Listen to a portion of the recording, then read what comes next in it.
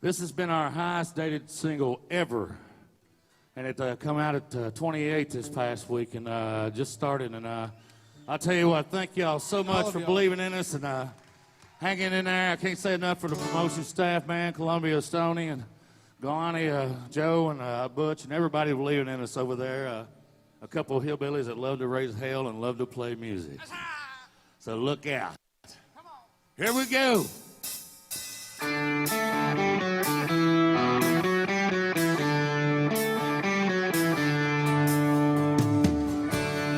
Everybody get your hands together. At the ripe old age of 19, I bought a short bed pickup chicks machine. Life ran on beer and gasoline, a half a lap ahead of the law. Well, I had a fake ID that got me in the toughest. Love was a word I used to get lucky. Was a big-time spender with that plastic money back when I knew it all. Back when the world was flat and funny. All right, everybody. I'm Chuck Ailey, Country Air Check CRB Board of Directors. You're here for our next panel, Don't Fart at an Artist Visit. I'm sorry. I may have read that wrong. The Art of the Artist Visit. Sorry, I'm 12. So, what a great lunch, huh? I mean, woo! Fantastic. Thanks again to BMLG and Scott Borchetta. We also want to thank our sponsors, ACM and St. Jude, longtime friends of CRS, sponsoring New Faces of Country Music. If you haven't heard, that's tonight. If you have a ticket and you're not going to use it, please turn it in. We got a lot of people who want to go. And if you can't, that'd be great. Also want to acknowledge longtime sponsor Live Nation, the official sponsor of the CRS 2019 Performance Hall, where you're seeing all this great music. Recordings are available. You should know that. Please give us feedback on the app. Rate the session. It's so important if you want this to continue to grow and get better, and you might win a paid registration for next year. And before we start, as always, please silence your cell phones. Now, our esteemed moderator, Becky Brenner. Ooh, I might have to look that word up. Thank you. Thanks, Chuck. I do want to send thanks out to the agenda team members as well that put this together because they worked really hard. Michelle Kammerer and also Andy Elliott, Andy Brooks. Yeah, you can cheer for him if you want to. And Montevaden. And as you can see, we have an esteemed panel of people here and a lot of people and a lot to go through. So it's going to go quickly. The deck that you see will be available on the app. And we want to promote that a lot so that at the end you go and give us 5 stars at the end of the session and tell everybody how wonderful they did. But let's get started by introducing the core of people who are here today to teach you about the art of the artist visit. And hopefully everyone in the room, if you're at a radio station, you're a program director, you're a music director, on-air talent, you'll walk away with some tips today that will help you do a better job when these artists come through your station. We're very, very lucky to have with us a wonderfully talented woman. She's been nominated by the ACM for the new female vocalist. She won the Breakthrough Video last year for Every Little Thing at the CMT Awards. She's got tremendous music out there now, and you really want to give a loud welcome for Carly Pierce. And I should have said Big Machine recording artist Carly Pierce. We don't want to forget to give the credit to them. I'm going to start on this side then, just so that you can see everyone who's on the panel. Mark Raz is the program director for 92.5 WXTU in Philadelphia, so welcome. And we call him Raz, so we're not going to call him Mark, right? That's okay. We can call it, yeah, okay. And then we've got Brooke Diaz, and Brooke is the director of Midwest Promotion for Big Machine Records. You met Carly. And then we've got Jesse Addy. Jesse's the music director and does Afternoon Drive for Nash in New York. Welcome. And Colton Bradford, who is the on-air host of 101.7 The Bull in Boston. So welcome, Colton. We're going to start out by setting it up kind of how this came about, and we'll ask Raz and Brooke to talk a little bit about this. What level, what does it matter what level the artist is at, and do they have to have like a built-in fan base before you're taking them to visit a station? No, they really don't. With Carly specifically, with Every Little Thing, we took her out almost a month, I think, before we even went for ads. So it was a lot of visits between bringing her into stations and them kind of soliciting listeners to come in and really learn who Carly is as an artist and finding out about her music and her vibe. But that's not always how a radio tour works. By the time we took Midland out, for a lot of cities, it was 3 months after Drinking Problem went out, which was already like a top 30 record.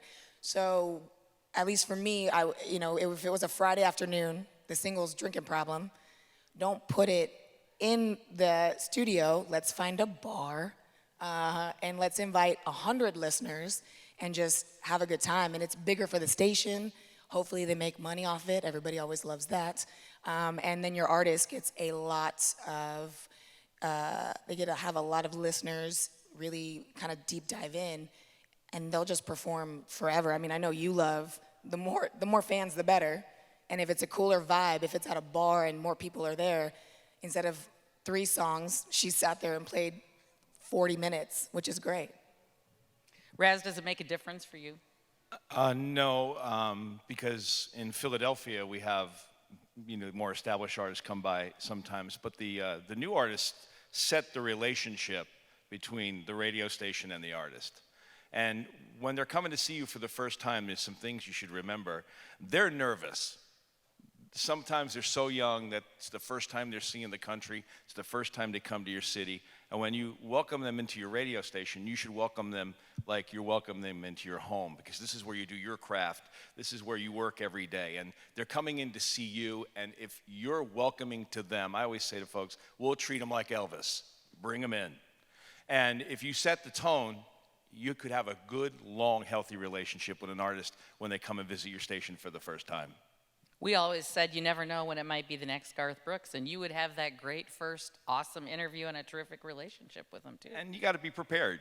And, a lot of times you'll, talk with the rep beforehand to figure out the logistics of the studio, how you're going to set up the format of the way this is going to happen. But as an interviewer or a host, do the deep dive. Go in and check the social media. Google the artist. Know some things where you're going to start by being comfortable with them and you could put them at ease. Let's just move right into before the visit, because we're almost getting to that point anyway. And there are so many things that you want to do to prepare for that's going to show that artist in the best light. What does your team do? What's the criteria you go to when you know that someone's going to be coming to visit the station? First, we have a conversation, and we've had many conversations, Brooke, about artist visits, about how many performers will be coming. There's a lot of setup that goes into that. I mean, we have to send in, if they're going to be 4 artists, they have to make sure that their studio is equipped to have everything that we need for all of Carly's vocal needs, sound needs, and make sure just the logistics of that is set up. And then a lot of times, specifically at, anytime that we're in with Raz, they always like to broadcast it live and record a lot of things for banking for later. So we kind of try to get all the logistics out of the way ahead of time. I'd like to thank the managers and the program directors in this radio stations for establishing the performance rooms, because I've been on some artist visits years ago where it was a conference room of executives and radio station people that were on their phones just doing what they're doing, and the artist is performing, and we're sitting in a conference room. It's a little uncomfortable. It's really uncomfortable. Sorry, keep going. So when we developed the performance rooms, it's almost like you're in your element. I know you've been in our room, Carly, many times. It's wonderful. So it was a tremendous asset that we started to take that seriously to make the artist feel more comfortable. It feels like a stage.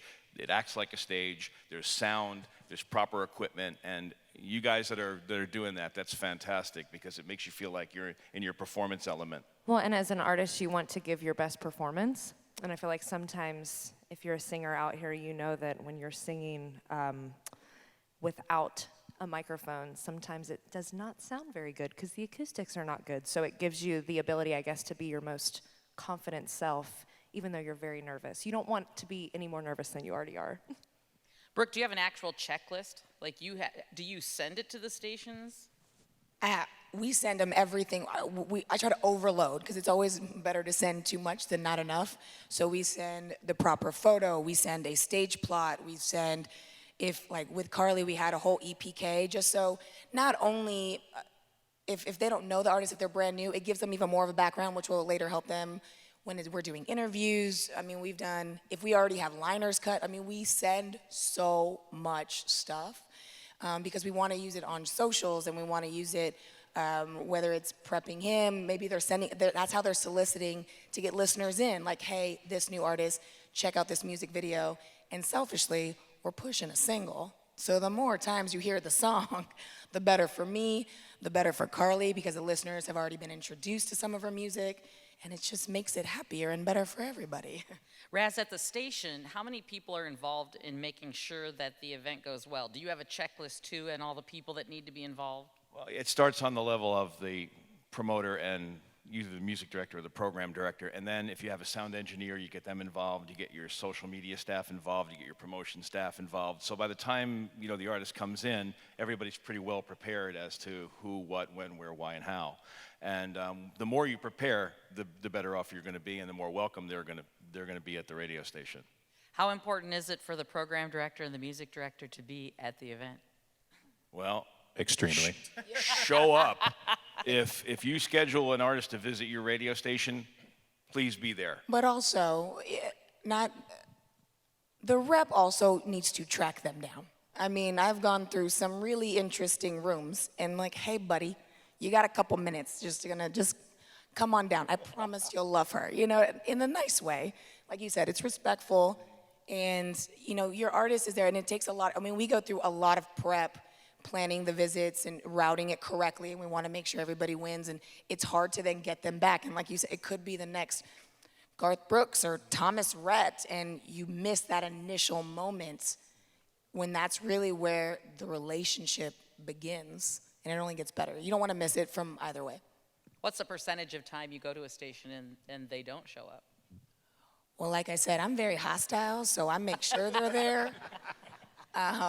Nobody would dare not show up. I mean, no, emergencies come up, things happen. Look, especially, I mean, hopefully you have at least a PD or an MD. I mean, sometimes Jesse's on the air in the afternoon and he can't make the visit physically, but they've also got other people in-house. So hopefully at least one of them is there if they're not both there. You should be consistent so your staff knows, okay, artist is coming. We usually have the same time for every visit. It's usually lunchtime. People can get off and have at least an hour or so to come and enjoy a musical performance in the studio. How important is it to have listeners there? I guess it depends on the way your station is formatted. We do it privately at our radio stations. However, there are times when you want to invite some listeners, depending on the level of the artist, but that requires more preparation. I think it just depends on what works best, and that's a lot of what we do before we even go. Is I know that Raz necessarily doesn't do something with listeners, but then every time Jesse, they like to bring listeners in, and so you route it accordingly so everybody's winning. You want him to do what he wants, you want them to get what they want, and it's also because stations have events that they've solidified in their market. Colorado has 6 reporting stations, and some of them do happy hours with listeners, so you plan that event accordingly. Some of them have lunches. There are some stations like RBT in Harrisburg, they like that artist to be on the morning show, 8 a.m. They don't need listeners, they don't need a performance space, they want them on the air talking. So we just have to prep it that way. I think good at 8 a.m.? What'd you say? Are you good at 8 a.m. for an artist visit? She's I've always done good. shots at that station at 8 a.m. I think of wine. Yeah, so yes, I've been there. I think for us, we want to put the artists in a situation that's going to make them feel comfortable. Sometimes that's with 50 screaming listeners. Sometimes it's more awkward to have 2 people in there than 0 because there's this weird energy. So we're almost like, get out, and then we can have this connection. So it really depends on the artist and reading the room and the people that are going to be in there. So it's different every time. And Colton, what do you guys like to do? I think just as the on-air host, I love having listeners in the studio because I think that it kind of adds a little extra excitement and a little extra, especially for like Facebook Lives, if you have a Facebook Live, it just kind of makes your station sound and look bigger It kind of gives you that Today Show, you know, where you have the plaza, the team of people behind you who are hyping you up and getting the artist excited. And I think that that I, as the on-air host, can feed off of that energy just like the artist can too. Well, it takes the edge off a little bit, I think, of the pressure of a radio visit, you know. And I also think that just being able to engage with other fans that are just purely there because they love music, and whether or not they're being exposed to your music for the first time or whether they are super fans, it's just a nice energy. But I will say, to what Jesse said, sometimes it is a little bit awkward to only be able to look at the same two people, and then you just feel like kind of awkward because you're staring at them and you're like, well, they know I'm not looking at them if I'm looking at the wall. Let's, MTK, where is she sitting? I didn't see where she was. Oh, do you want to go back to the slide just to make sure that we covered everything before the visit? I think that you talked about everything in terms of what people need to have on hand. Anything that we didn't cover in terms of the tools or the kits of things that you want to bring in. And then as we go to during the visit, I think you'll see the different ways that everybody utilizes all of these things that we talked about. But I think we've covered all of that. So when we go to the day of and during the visit, Brooke, maybe you want to start on this one because I think you talked really clearly about like the schedule and how important that is and everything. Yeah, I mean, you kind of you have to know your artist. Carly is going to take a little longer than Midland. You know, she's going to need to prep a little bit more. But we like to give them a full day schedule so they kind of know just to prep overall. But before every single visit, we'll get together and I'm like, hey, we're going to walk into this station. This is your PD. This is your MD. It's going to be a listener event, or you're going to be performing to Raz. So if you need to look at me, like you can sing to me your love song, girl, I got you. Like, you know, you can focus it this way. But just so, because there have been times where I know you've walked in and maybe a situation has changed and it's a little awkward, right? It's just like, you're just not prepped, and I don't think an artist doesn't like to walk in unprepared. No, you want to know which situation, because every single radio station has a different way of operating, and every single visit that you're doing is different. And so to be able to go in knowing exactly what I'm doing, or at least the parameters of that, is extremely important for me to do my best. And we also, I mean, we have the logistics, so the 8x10s, and make sure she's got them signed, and if we have, you know, anything we want to leave behind, and make sure that's taken care of. And selfishly for me, if you know, we're on the road so often, weird things happen and you find funny stories, I'll always then go to like whoever's going to be interviewing, whether it's, you know, Raz, Jesse, or Colton, and be like, hey, why don't you ask her about this, or just give them a little tidbit, because that just goes to Raz's point of making it a fun vibe, but it gets them very, you know, once it's comfortable versus the typical questions, it makes them feel a little more comfortable. The interview is a little more fun, and you get to know more of the artist versus just, here's my single, here's what I'm doing, here's X, Y, and Z. I know there were moments when I would get, I mean, I think you've given me some of those, but I would take it as, oh, they don't think I know how to interview somebody, or I'm not prepared. And it's like they're giving you gold because you've literally been in a vehicle or on a train or something, and you're like up-to-date, living, breathing show prep. So don't take that personally if you get a hot tip from Brooke or somebody. I made Riley Green interview me the way he would talk to his dog when he got home after being on the road for about a week or two, and that was a fun little segment. So those things you learn from talking to your reps and, you know, really getting in and talking to people about their personalities and their lives and who they are as people. When they walk into your room, you know, you're ready for them. At the station, what are you doing the day of at the station to make sure that everything goes well? Deodorant. They appreciate that you took a shower before they came to. He's making sure he has the right picture of your artist. Yeah, well, yeah. Why? That's never happened with us, has it? No. Okay, good. Well, look, no. I just meant, we've walked in, we've talked, I mean, there are some pictures that we've seen of Carly that for some reason, sometimes we've seen them being pulled from Google, and you were a lot more Not of a even brunette like back Google, like page 24 on Google, where I have short black hair, and I'm like, where did this come from? Who? And I'll see it like at the bar where I'm performing that night. And I'm like, well, nobody's gonna know who that is. Well, the official picture changes every time. New True. project, new record, new album, and That's fine. you got to stay on top of that. Just not those old ones, Lord have mercy. And I think this picture that we're looking at is from one of Carly's first visits, but that is there in the lobby. as the artist gets there. So we normally have, a rolling screen of Welcome Bob from, a fertilizer place or whatever. But occasionally when we have a superstar show up, all that gets canceled out. So the minute they walk in, we know, regardless of who they are, that it's a big deal that they're visiting. So that helps a lot from the moment they walk in.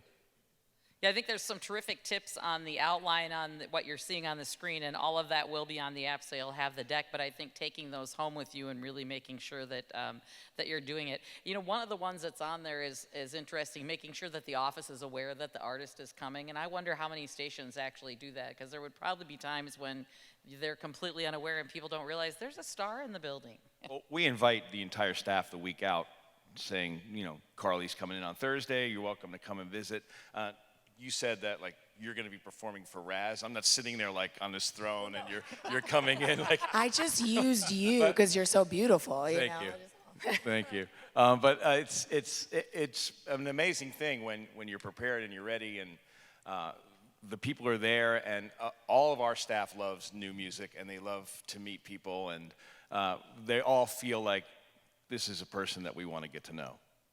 One of the prep things that we talked about, Brooke, you mentioned, is how often you'll go to a station and they won't have the liners printed out and ready to go, and how frustrating that is. Well, what's funny is because you have the artist there. We'll do 3 pages if that's necessary, mainly because then the artist leaves and maybe Carly's coming back to town on the Aldine tour 3 months later. Then it's can I get all 10 of these liners? And you're like, oh man, we were just there. So it's just having everything printed out, and we've got a lot of stations that are so great about just a full page, and they will go from New Year's to if they have a birthday bash to Merry Christmas, I'm Carly Pierce. And that's a great way because you bank all of them, and it's a great way to do it. We've a station in KSD in St. Louis. He's got liners from FGL's very first radio tour that are just hilarious, and that you'll still play. So having that done and ready, she'll go in, knock it out in 5 minutes, and you've got them for the next 5 years until, if you need a single liner, we'll update those. But it's just easier for you, and it's easier for us. So let's move to the interview portion of it then and talk a little bit about, and probably Jesse and Colton, you might want to address this too. They're coming, and you're going to be doing the interview. What is the exercise you go through? Well, first of all, I would not say try to have the perfect interview. I see that. So that would freak me out. I think that I try to spend, and this is basically a system that I have, and everybody, it's just sort of about fundamentals. I mean, there are amazing, talented interviewers in this business, so it's not as if I would do this, everybody, but basically, I spend at least 30 minutes, between 30 and 45 minutes, I'm going through, checking Carly's socials if she was going to come in. I'm looking at past interviews. I tend not to steal questions, but I steal answers. Meaning, maybe earlier in their career, they answered something, and at the very end, and they said, and that's why it was the first time I met my twin sister. And the interviewer didn't catch it or something like that. So I think I spend that amount of time, make sure I give myself enough time to really be focused on that moment, because there's a lot of crazy things in radio stations that happen. So I try to, that 30 minutes before they get there, not to have anything doing, because I know that we're so busy and there's so many meetings and everything, but when an artist, especially if somebody new, is, literally walking into a place they've never met and sharing their soul and their art, that deserves a lot of respect. I don't think there's a lot of people in this room that could do that, so I try to honor that as well. And then the questions are ready, and so it sounds too like you're looking for unique things. You need to ask about the business, but you're also looking for unique things that you can ask about. Yeah, I think sometimes people can get a little bit caught up in trying to go for the home run every single question. And at the end of the day, there may be an artist that comes into your station that literally the only time people are ever going to hear their music, their single, know about them is that particular interview. So I don't think, asking about the song or the single is wrong. You can do it in a unique and interesting way, but sometimes you'll, watch interviews and obviously it's almost like, oh, I don't want to ask the same questions. It's like, yeah, but this person literally, their entire life is resting on the success of this song. You may want to talk about it just a little bit. So I think that knowing the business that they're and the agenda that they have when they come in and making sure that that is part of the content you're trying to get overall. I would say that I think the best interviews are conversations. So I think that you can prep too much for an interview and you can come up with too many questions. So what I would say is to spend at least a half an hour thinking about how you can have a genuine conversation with this artist. Because if you can, then that's gonna come through to your listeners and to your fans online, and it's gonna make the artist look like they're your best friend, which is what we're all trying to do, right? Everyone who follows us, who listens to us, they all want access to these guys and girls. So the easiest and the best interview to me is one that is just a natural, easy conversation. And listening is a big part of that too. I think for me, I don't know about you, but and Raz is amazing, and Colton as well, but I try to memorize the questions just so I don't have to think about them, so that I can stay in that moment and really listen, so that I say, okay, you know, I'm not sitting there, okay, what was I gonna ask you next? Because we all go through that phase, but the more you're familiar with the questions, the more you can be in that moment and have a conversation. And be totally present in the conversation.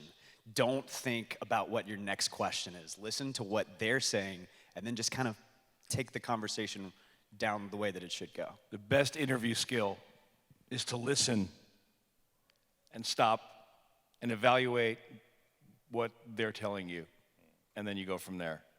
And how often do you find yourself sometimes at the end of the interviews with tons of questions left and it went in a completely different direction because you did a good job of listening? Happens all the time.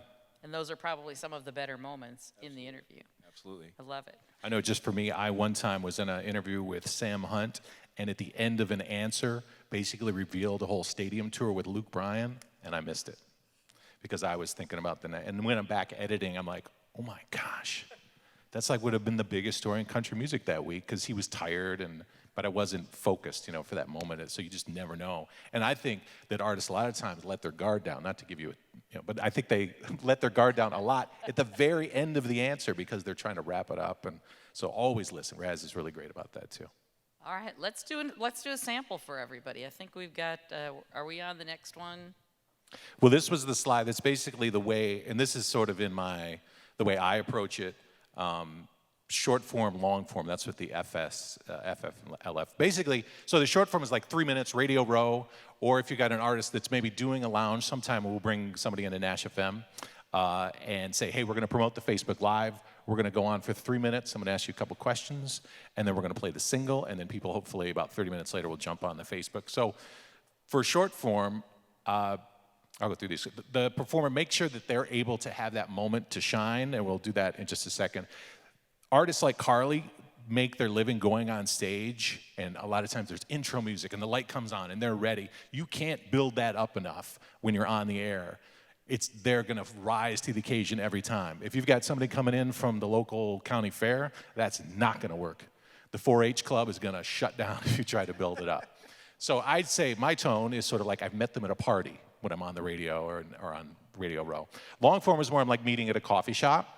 And I try to basically give them space to create those moments, to listen, to not be worried about pauses. Short form, I also pace the interview like a song. So hook, verse is the way I think of it. And that's kind of an energy thing, so it's sort of up, here, up. The long form is what just maniacal rambling, so I didn't put this, but the upside down bell curve is basically the mood's here, and then I give myself permission to go with the artist, and I say go down. And basically follow them into maybe a serious or more intense moment. The short form that we're gonna do in just a second, I go into with the 3 questions I have to ask. So if I'm on Radio Row, I go the night before and I write 3 words basically for an artist so that I can go look at my phone right before they walk up and okay, that's what I'm gonna ask. And that's kind of making sure you get the business done. Long form is more, I tend to have about 6, 7 questions ready. This is just for me specifically, but you know, the fundamentals of it make it work for you. But then I kind of let go of those. And if I only ask, say, 2, 3 of them, then I feel good, like, because I've had follow-up questions, it's maybe gone somewhere else. I always say you're dating the questions, you're not married to them. Not married to them. But basically, but basically, once you go through that interview, get to the end, you've only asked 2 or 3. You've probably done a good job listening, and it's been a conversation, so. That's the way I do it. Are we ready? Ramblings. All right, so this is the short form interview. Carly has now walked into Nash FM 94.7, owned by different radio companies, right?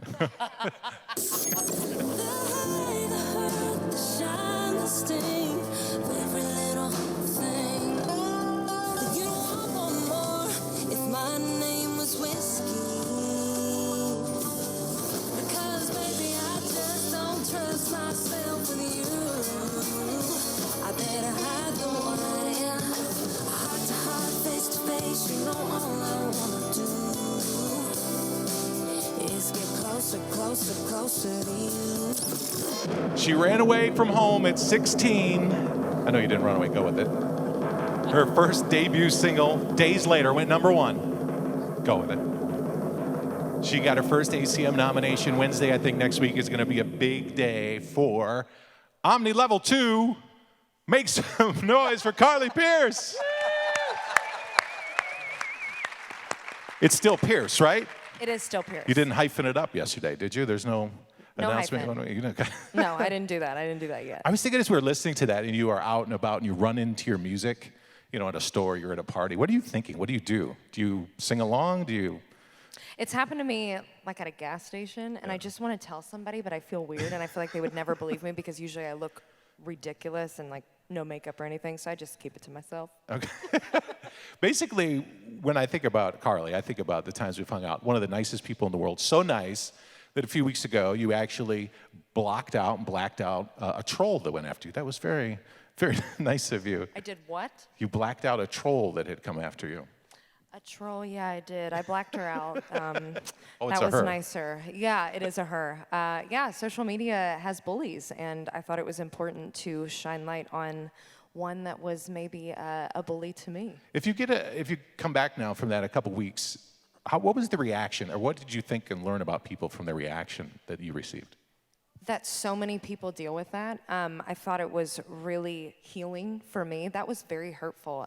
As a woman, you are very insecure at times throughout your life with your body, and in that moment I never thought that somebody was going to exploit mine in that way, and I was really overwhelmed with the way that so many people were vulnerable on social media to share their stories and to tell me that they've experienced that too, or that just me being vulnerable in that moment, the way that I have been even through my music, that they felt better, and that gave me healing. It was an incredible thing. We're going to play the new single. I wanted to ask about this song.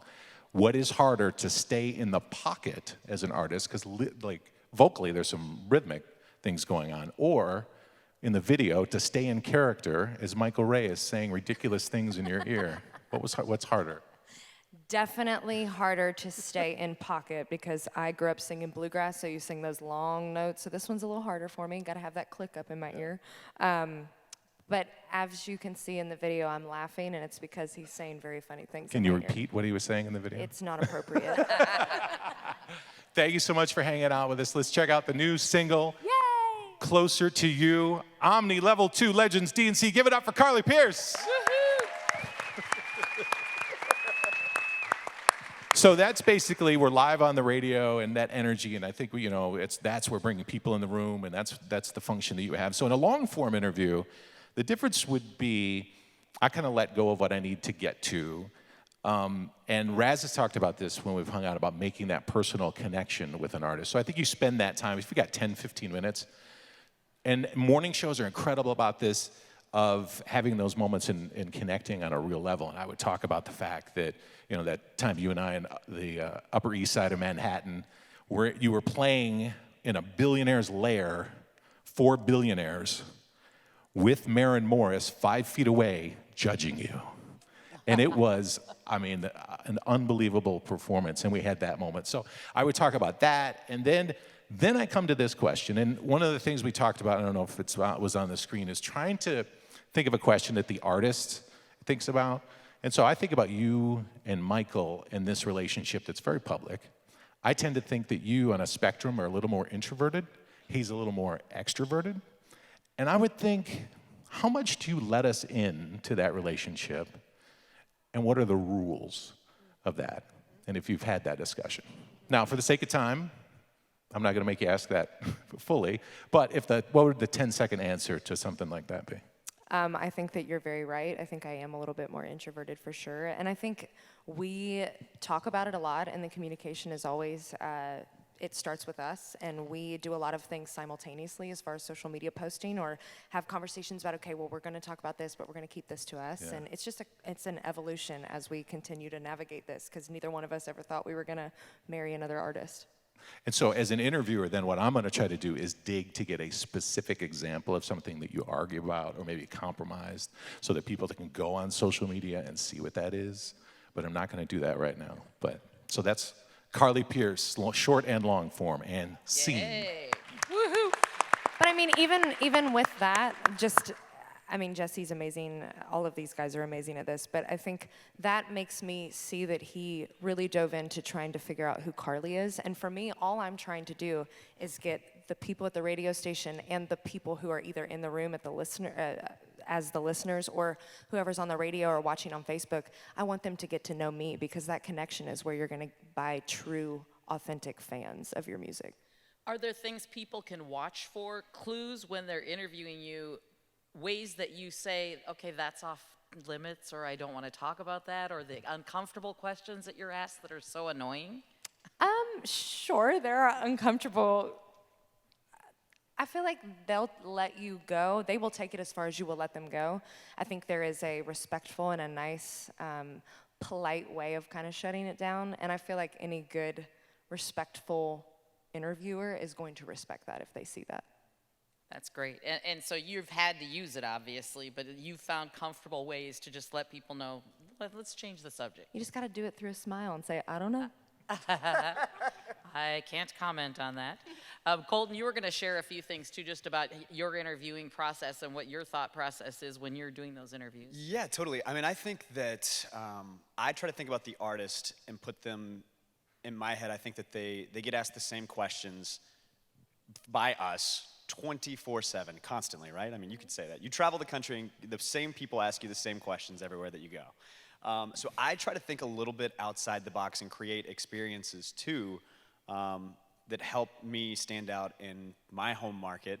So that way, not only is it good content for whoever's listening or watching, but it also helps the artist remember me over time. Like a good example of that, we had this new artist, Michael Ray, this guy, and I had him in, and he was going to co-host an hour of the radio show with me, and I was like, all right, well, we'll do the interview, but I also want to see if he can have some fun. So I made him do the entire countdown that I have every afternoon with me by adding giant stuffed marshmallows into his mouth one at a time. For the record, he made it to 7, in case you're wondering. But I try to think of like different things that games or things that are going to make the artist their visit to our radio station a little bit more memorable. And I think that makes good content too. Something just hit me that I think is interesting. Obviously, so many people are going to ask you the same questions because there's whatever media going on about each artist and the topics that maybe the reps tell you that you need to touch on. But even in this moment, it hit me when Jesse asked me about the body shaming post on Instagram. I didn't even know what he meant at first. You heard me say, what did you just say? Because I hadn't heard it. I had obviously answered that question multiple times, but he asked me in a different way. So it stemmed maybe even a little bit of a different answer from me because it was said in a different way. And I think you can ask people the same questions, but try to make those maybe sterile questions your own. So the interview's done. We want to try to leave a few minutes for questions. And Colton, you brought some other samples for us of, everything's done now. We've recorded the liners. The artists have signed things. Yeah. What are we doing now? Well, I think in 2019, and I kind of touched on it just a minute ago, I think in 2019, content is king. And Nashville serves that up to us on a silver platter whenever these artists come to our radio stations. So for anyone who's an on-air host or a PD, I think, we are, the way that people are consuming content these days, if you kind of envision a pie in your head, we slice that pie in a million ways. So you're lucky if that person who's listening or watching comes across it in a few different ways. So I think rather than it just being a Facebook interview or an interview on the air, you have to find different ways to use that content over time. And I think we have a couple different examples. The picture on the right there, you can't tell, I don't think, but it's actually content where you scroll on Instagram and you'll see the picture, and if you hit play, it'll play a snapshot of me talking to Carly. I think we have that somewhere. I think everything happens for a reason, 100%. I can now see why things didn't happened, why things unfolded the way that they did, why certain doors opened, why certain doors closed, and I'm so thankful for it and lucky that it happened the way that it did. And what you do with that is you would have the what's written underneath it. The caption would be, if you want to hear the full interview with Carly, or if you want to catch what Carly's talking about, she's dishing about Michael, she's talking about her new music, she's talking about risking it all at 16 years old. That's kind of one easy way. It's kind of like a digital billboard for the interview and the content. I think we have one more too. Yeah.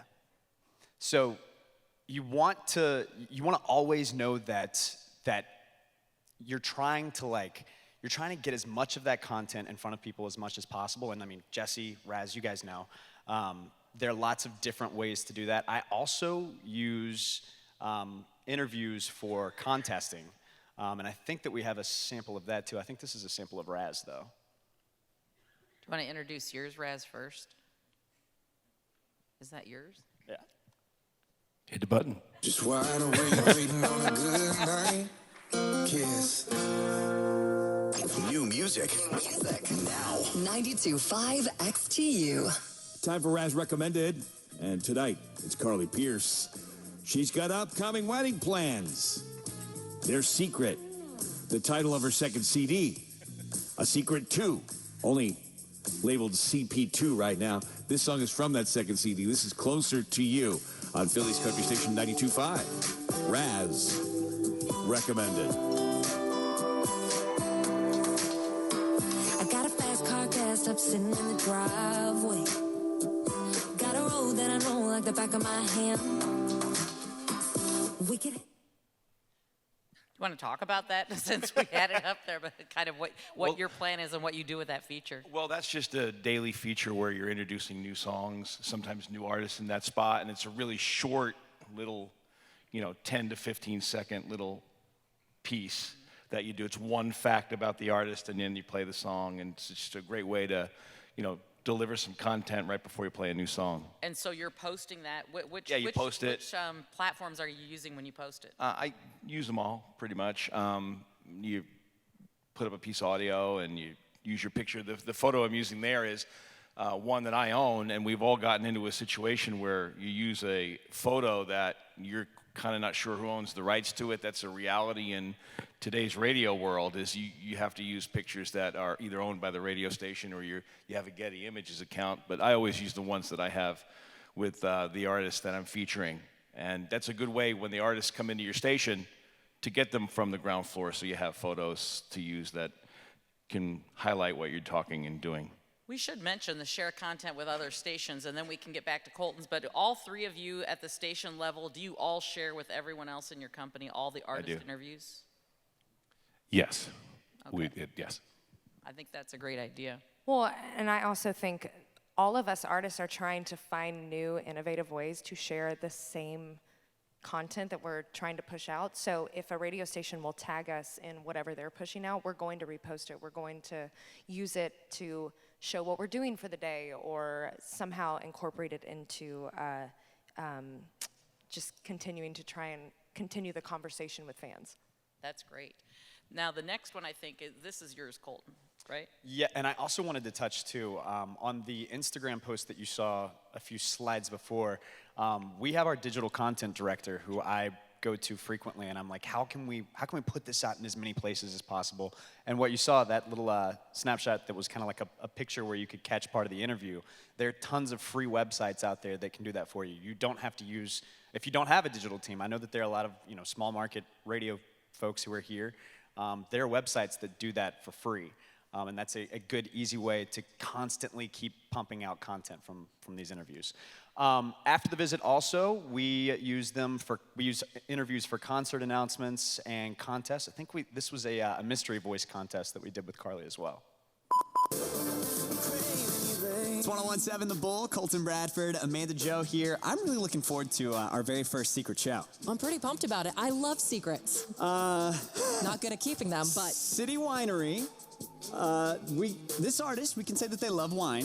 Very much. We have a mystery voice for you. If you can tell us who this is, We got your tickets into our very first secret show at City Winery. This is the first time in my life, and will be the only time that I've ever experienced feeling like this for somebody. And I think that when you love somebody like that, you want to put in the effort, and you want to get closer to them, and you want to make them understand that you're in this. And for us, our life revolves around touring and being away. And so we have to go to each other. And I think for me now, and exactly what this song says is, he is now home to me. It doesn't matter if I'm in my own home. And that's something that I've never experienced and is really special.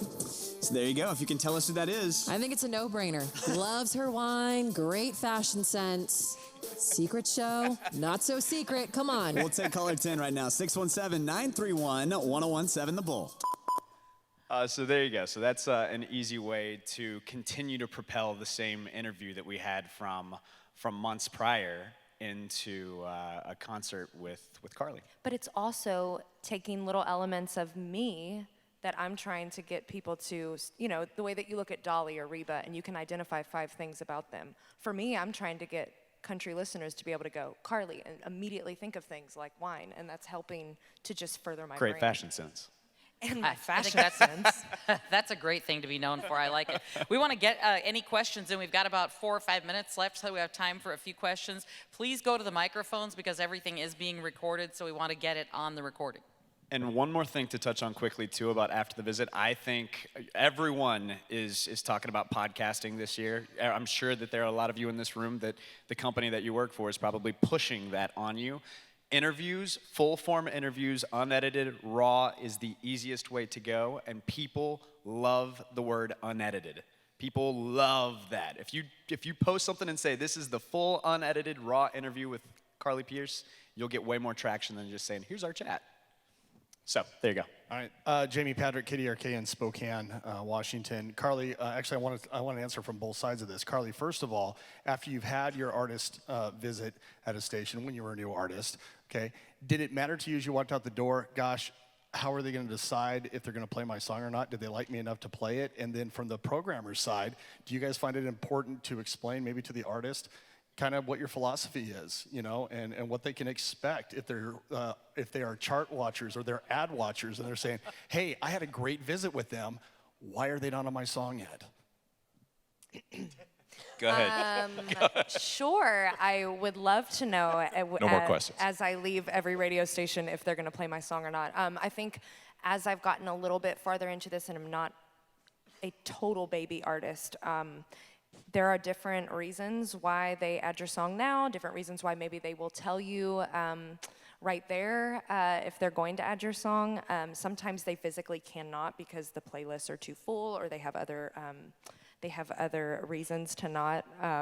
But I think that, of course you want to know because you want to know that you won. So you can't put your artist in that position, right, Brooke? I mean, that's a tough thing. You know, you want the artist to come in and feel like they left it all in the room and they performed the performance of their life. The business side, that's the relationship you have with your reps, right? We've never brought that in front of an artist. We've never brought that in front of the artist, but I think it also goes back to, I will tell Carly, like, if we'll walk in and be like, look, they're not on the record yet, you know, but they like the record. You know, you can prep them that way, and then she knows she's always going to go and do a great performance, but I mean, it's just a little... I love having that realistic, the reality of where I sit with someone. I would much rather have that than her not tell me the truth, because it just lets me understand what I'm walking into, because every situation is different. But that's not a conversation for you and I to Oh have. no, I don't want That's to for talk Brooke and I to to Raz have. about that. Right, Yeah. I have lots of conversations. They're two completely different ones. I was just thinking of it like it's a got job another interview. question. Oh. I was just saying, I think of it as a job interview, and you want the person interviewing for the job to perform the best, so make them feel comfortable. Michael Ray, WATZ Alpena, Michigan. Here's a question that I've never got a good answer to. We don't have a problem with interviews. We have a problem getting people to actually come up to us. We're very isolated, very rural. What can we do to incite more artists to come up so that we can interview them and get them in our studio? I'm To assuming Alpena? that's a question for me. Yeah. I go to Alpena every summer. I'll come. What did you say? I couldn't hear what you said. I'm originally from Michigan, so. Oh, got it. I mean, I think I get requests all the time from very, very small towns, obviously large towns. We try to work out as many interviews as possible. For Carly, she is one human, and while I'm setting up radio interviews, she's got a management company that is also setting her up on TV, magazines, whether sponsors. I mean, we're in Chicago in 2 weeks, and we're having 3 stations come in that are on top of the other 2 stations because they want to come in. But all day Saturday, she's got 14 other things that she's also got going on. I've worked really hard, and I know a lot of regionals do, to give you as much access to them as possible.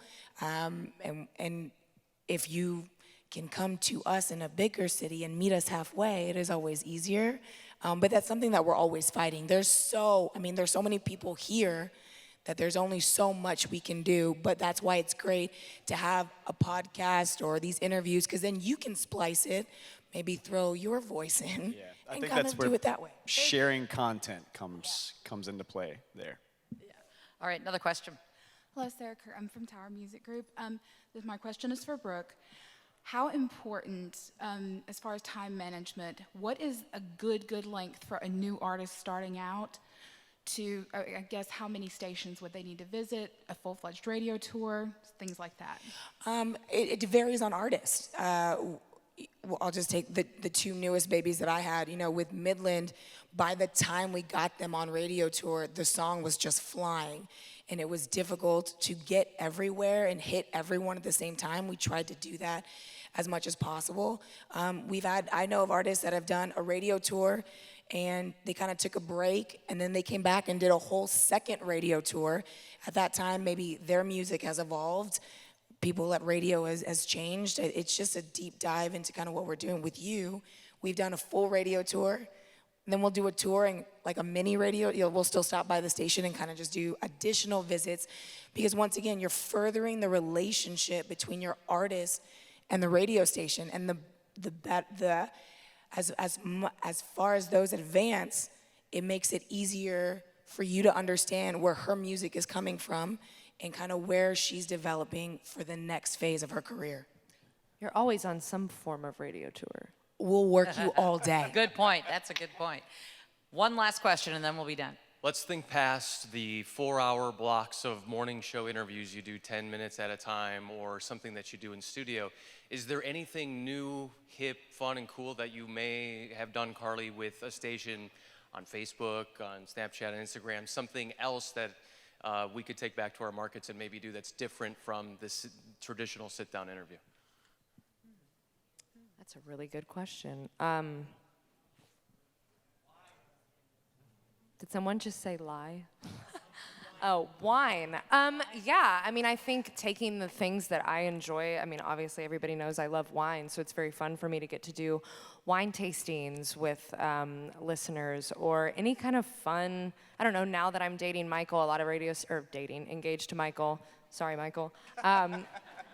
Now that I'm engaged to Michael, incorporating funny things into that, just making it personal for each artist, I think is really fun. And you're going to get more out of us because we're going to engage more, because it strikes our interests outside of just music. It's about the whole person. And I would say to that, one of the coolest interviews that I've ever done was at Gillette Stadium with a crowd of people getting ready for Kenny Chesney with Brothers Osborne this last year. So I think anytime you can take the interview outside of a studio, that also is something that adds a different element and makes it something memorable and fun and exciting. Did you have something you wanted on that? Okay, let's have a big round of applause for some great tips, some terrific ideas for our wonderful panelists here, and enjoy the rest of CRS.